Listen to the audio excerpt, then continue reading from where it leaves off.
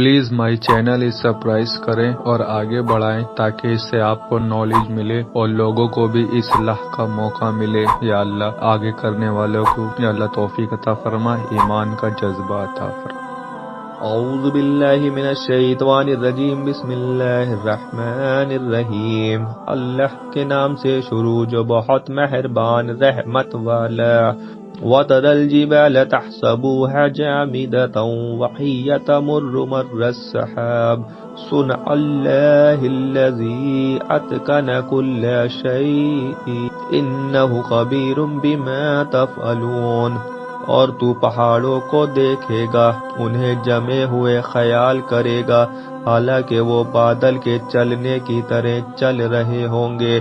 یہ اس اللہ کی کاریگری ہے جس نے ہر چیز کو مضبوط کیا، بے شک وہ تمہارے کاموں سے خبردار ہے۔ وَتَرَى الْجِبَالَ، اور تو پہاڑوں کو دیکھے گا۔ اس آیت کا معنی یہ ہے کہ سور پھونکنے کے وقت پہاڑ اپنی بڑی جسامت کی وجہ سے دیکھنے میں تو اپنی جگہ ثابت اور قائم معلوم ہوں گے، اور حقیقت میں وہ بادلوں کی طرح انتہائی تیز چلتے ہوں گے۔